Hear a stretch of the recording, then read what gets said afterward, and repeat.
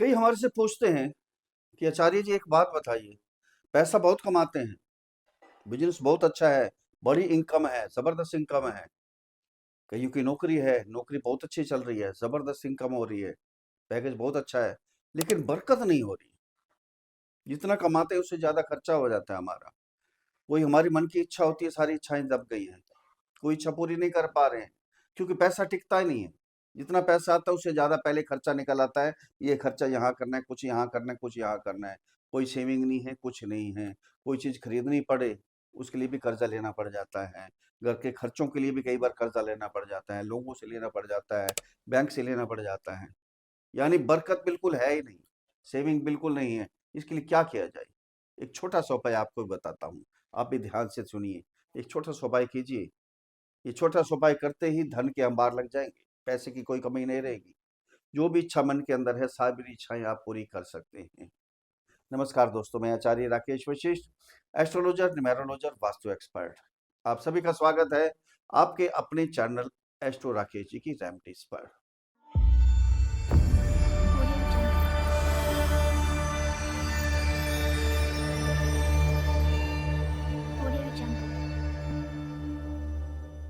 अगर आपके साथ ऐसा बार बार हो रहा है, कई सालों से हो रहा है, ये पैसा कमा रहे हैं, पैसा तो बहुत है आपके पास, लेकिन खर्चा हो जाता है, बरकत नहीं होती, टिकता नहीं है, घर में पैसा पड़ा ही नहीं है, बैंक में बैलेंस नहीं है, क्या करें? अपनी इच्छाएं कैसे पूरे करें? बच्चों की इच्छाएं कैसे पूरे करें? बहुत मुसीबत में चल रहे हैं, क्या करें क्या ना करें? एक छोटा सा उपाय, पेन कागज लीजिए, ये उपाय लिखिए। बहुत शुभ उपाय है। शुक्ल पक्ष के आपने गुरुवार के दिन करना है। लिख लीजिए, शुक्ल पक्ष का गुरुवार। शुक्ल पक्ष क्या होता है? हर महीने दो पक्ष आते हैं, एक कृष्ण पक्ष होता है, एक शुक्ल पक्ष होता है। शुक्ल पक्ष अमावस के बाद पूरे 15 दिन के लिए होता है, और कृष्ण पक्ष पूर्णिमा के बाद पूरे 15 दिन के लिए होता है। अगर जो भी शुक्ल पक्ष आए, शुक्ल पक्ष के पहले गुरुवार के दिन, पहले थर्सडे को, अमावस के बाद जो पहला थर्सडे आएगा, उस थर्सडे को आपने सुबह नहा धोकर स्नान कर कर पीले वस्त्र धारण करने हैं। अब करना क्या है? आपने पीला कपड़ा छोटा सा लीजिए, 7 बादाम, साबुत बादाम, ध्यान देना गिरी नहीं लेनी आपने, 7 साबुत बादाम, 7 छुआरे, 7 किशमिश पीले कपड़े के अंदर रखिए। लक्ष्मी जी की फोटो हो या मूर्ति हो, उनके आगे रख दीजिए। घर के पूजा घर में जोत जलाएं, लक्ष्मी जी की पूजा करें।